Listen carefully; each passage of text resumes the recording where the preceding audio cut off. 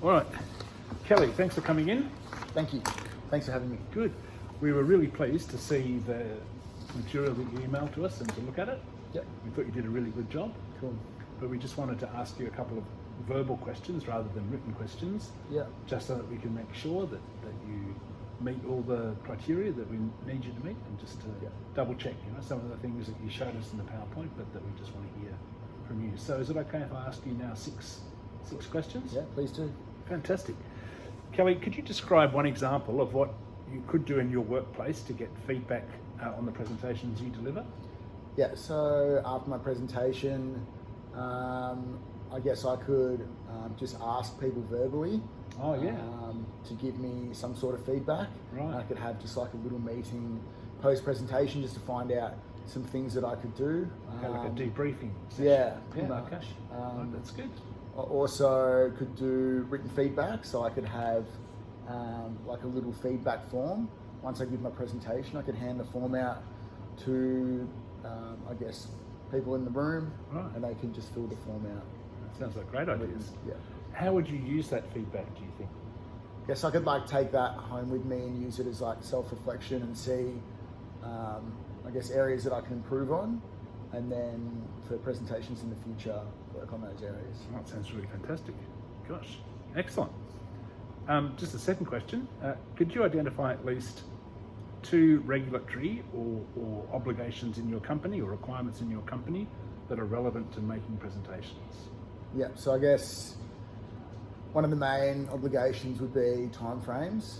Oh, right. Yeah, and as someone might have mentioned, like it's quite easy just to talk for long periods of time. So I guess to keep inside those timeframes is, it can be challenging, but that's an obligation that needs to be upheld. And then just using content that isn't discriminatory or racist or harmful to anyone. Sure. Excellent. Great ideas.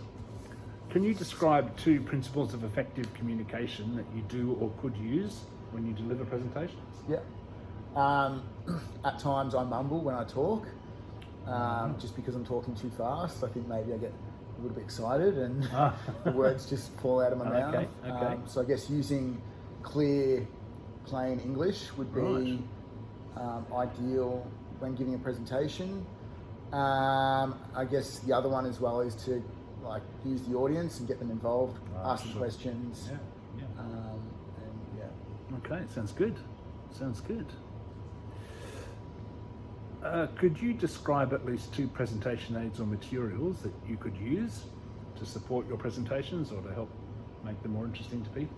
Yep. I guess the use of PowerPoint can be quite strong because it's very visual, and I guess to have photos and stuff supporting like verbal language can be quite interesting for people that are watching. Using props as well. So when I was doing my presentation on dogs, I could have maybe even used my own dog or a friend's dog just to kind of keep people engaged and bring more relevance to the presentation. Oh, okay, yeah, that's a good idea. Excellent. Then this is the 5th question now, so we're getting towards the end. Could you describe one way in which you could divide your presentation up between multiple presenters? Yeah, so I guess you could, if you were presenting with a group of friends or a group of colleagues, you could split it. Say you had 4 people. Oh yeah. You could split it evenly, I guess, and just have someone do like presenting at the start. Someone would go second, third, and fourth. Like splitting into sections, kind of thing. Yeah, exactly. Yeah, sure. Yeah. You could do different people present different topics, which I guess is similar to the section. Yeah. But yeah, I guess breaking it evenly would probably be the best approach. Yeah. How do you think it would work if maybe one person fielded the questions and another person gave? Yeah, it would. Yeah, definitely. Especially if you had questions like opportunities breaking up the presentation at the end of each section. Yeah, for sure. Is it, would you think that would work well? Like different roles rather than Yeah, definitely. different content. And like having someone in a different role maybe addressing the audience while other people were addressing the information, or if there was a game at the end, maybe someone could take the role of presenting the game. Yeah, yeah. That's good. Yeah, as long as it's split somewhat evenly and everyone's taking part, I think, using groups can be really good. Could you, just as the last question here, Kelly, could you describe 2 elements of non-verbal communication that make a good impact on the presentation? So not your words, but other things about the way that you present. Yeah, for sure. I guess having like visual images and stuff can be really supportive to what you're trying to address. Yeah.